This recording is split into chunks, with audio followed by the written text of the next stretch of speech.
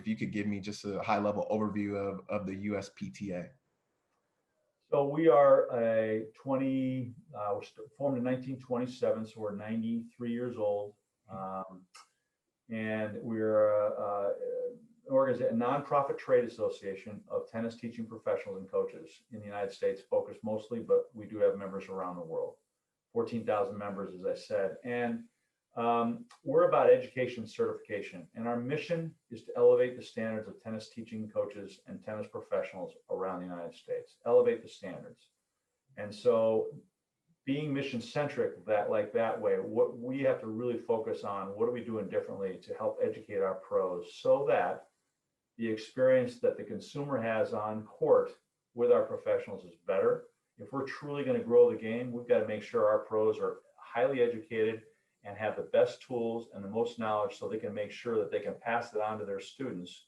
Because if they don't, and the consumer has a bad experience with them on the court, they're going to leave the game, and that's not good for our sport. So as a part of the tennis ecosystem, we're the boots on the ground. We're really the guys that are going to go ahead and drive the sport. And we're going to introduce people to the game, but we got to make sure we not only introduce them, but that they have a good experience and they stay in the game for the long term. So that's a little bit about what our mission is. That's a little bit about what our organization is. It's been a fabulous experience for me, having been in the industry for most of my career, and to be able to now take the experience that I've had in my past and make USPTA, I think, a better organization and really drive it to improve what we're trying to do for the customer and trying to do for our tennis professionals is terrific. And one thing I would like to say is, just going through the process myself, I mean, you guys have really done a good job of making learning fun. You think back when you're in school and it can be like, you know, nails on a chalkboard, but I really enjoy just all the resources you guys have and making tennis teaching and coaching fun again, and really having those resources that allow people to get better and employ those resources, so that we can pass that experience down to, you know, our students. Because like you said, if you have a great experience with a great coach, more than likely you're going to want to figure out, how do I continue to play? And I think coaching is a huge part of how you grow the game. Without that, it's scary what what could happen, right? Listen, tennis is a fun sport, and we're all about putting smiles on people's faces. And when you were at Wilson, it was all about putting smiles on people's faces when they hit a new racket or whatever it may be. Yeah. Same thing for our pros. We want them to put smiles on people's faces so they keep coming back. And the game is fun, and it should be fun, and we want people to enjoy themselves on the court. So we're going to talk a little bit about the new certification pathway, but to your point, we've got to make sure that we're imparting not only knowledge and education, but doing it in such a fashion that people enjoy it and people can really feel good about it. So that's kind of our mantra as we develop all this content. Absolutely. And a good segue into, you know, some of those key initiatives. Can you talk a little bit about, you know, where the USPTA is going and what some of those key initiatives are from a membership leadership perspective? Thanks, Chris. Yeah. Quick little background on that. In the US, or the US across the globe, is dead last in terms of education before certification. If you think about it, we've only required people, up until just recently, we've only required people to take an online course of Coach U Tennis and then take an exam for a couple of days, and then they would be certified. But you compare that to what's happened in France or in Canada or in Belgium or Australia, they're requiring 400 or 500 hours of education before they become certified, and they're licensed by the government.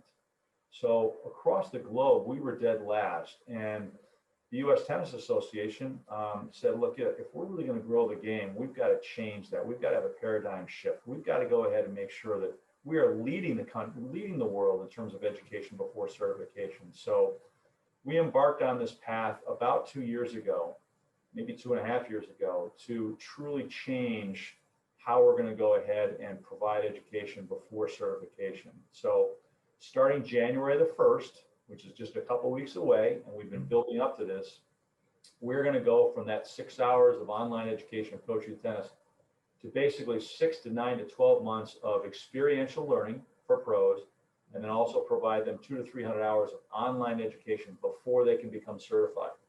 So that is a huge change and a huge shift. So it's basically turning our organization upside down from what we've been doing for 93 years, however long we've been doing it. And it's the right thing to do. But it's not going to be without bumps and bruises. It's not going to be without challenges, because people are going to say, holy cow, this is going to be rough. But when you look at the PGA model and what the PGA pros have to go through, they got 4 years of either a PGM school, or 6 years of an apprenticeship before they can become a director of golf or whatever it may be. They go through a much more extensive process than we ever have. And so we've got to change the way we think. We've got to change the way we operate in order to make our sport much more professional. And one of the reasons why we're doing this is because employers, at the end of the day, we want employers to hire certified professionals, right? We just don't want them to hire a guy that takes a ball card out of the trunk of his car and starts teaching and says, well, that's a good professional. No, it's not. Would a golf club ever hire a golf professional that wasn't PGA certified? The answer is categorically no. But in tennis, our employers don't think along those lines. They can be anybody. You play college tennis, you can be a tennis pro for me. That's fine, but you know what? You need to have some education. You need to have some training. And so that's why we're going through this. We want people to understand that if you're going to go to a certified professional, you're going to go to somebody who's had a lot of education and really understands how to deliver a great product when they're on the court. So this paradigm shift is a major transformation for us. And to say that it is something that is, like I said, we've been working on this now for 2.5 years, and we've got a long way to go. This is a heavy lift. This is going to take us a long time to get to the point where we need to get to where we're going to be satisfied. It's going to take 5 to 10 years to really make sure that everybody understands what's going to be involved here. And there's going to be pushback. Make no mistake, Chris, there's going to be pushback. Our current professionals are going to push back on it. They're going to say, why are you doing this? I don't have to do this. Employers might say, I've got a great pro that's not certified. They're doing a great job. They're driving a lot of revenue for me. I don't need to get that pro certified. That's got to change. That attitude's got to change. And I think new people coming into our sport, new people that aspire to be tennis professionals, they're going to want to see a pathway for their career. They're going to see how much money they can make. They're going to want to see what the benefits are. And that's why we're doing it, so that new people come in and say, wow, this is really, really terrific. I'm delighted to be a part of it, and it's going to help me be a better professional, and I'm all in, and I'm all in. And so that's why we're doing this, Chris. And so thank you for asking that question. But boy, oh boy, what a heavy lift. And the whole staff, we're changing the way our computer systems are tracking people for their education. We're changing the way education is going to be monitored. It's going to be really an interesting process for us. But at the end of the day, it's the right thing to do. Yeah, I couldn't agree. I mean, everything you said there, I agree with.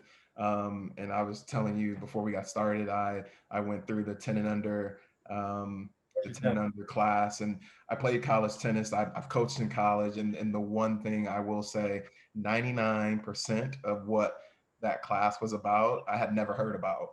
And even as long as I played tennis, I was telling my wife how excited I was, because I just now feel like I have this plethora of information to deploy on the people I teach.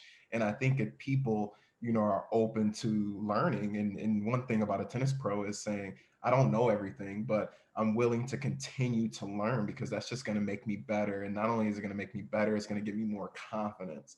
And people, when they have confidence, whether they're on the court, off the court, I mean, they're special people. So yeah, kudos to you guys for kind of turning the model upside down. And and I know there's going to be bumps and bruises along the way, but I couldn't agree more with you. I think it's the right thing to do. And as you compare it to other models and other countries, yeah, it's going to align more with that.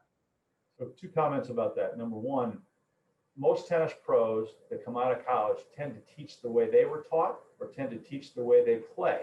Mm-hmm. And yet in today's environment with kids, group dynamics, developing athletic skills, ball movement skills, athletic tracking, it's a whole different ballgame right now. And you have to be educated and trained to understand how to do that. So that's part of the reason we're going on this pathway. So that was number one. And the second thing I want to tell you is this.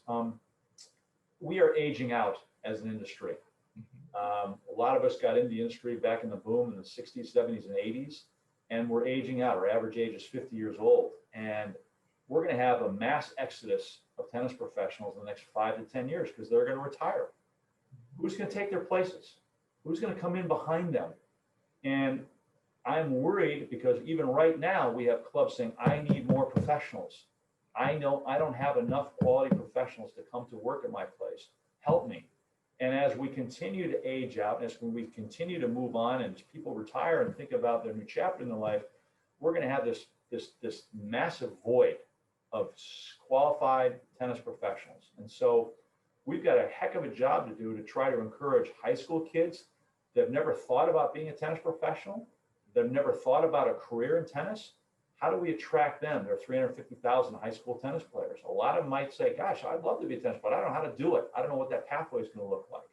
Kids coming out of college, what does it look like? They don't have an idea about all the different jobs in the industry that are available to them, about what a teaching career could be to them. And so that's part of this, is that not only are we going to educate pros, but we've got to attract new people into our sport and into our profession so that they can become the directors of tennis at clubs that are going to become vacant or that are going to be empty because people are going to move on. So that's part of the reason why we're doing this. We want pros to feel like, or we want people that have an aspiration to be a tennis teaching professional understand there's a great career out there. They can make good money. They can provide there for family, and they can fuel that passion that they have for the sport. So let's try to get new people into our sport, into the pipeline. And if we don't get them in the pipeline, then our sport's going to be in trouble, because if we don't have people delivering the product, we're going to have the sport's going to decline. And none of us want that.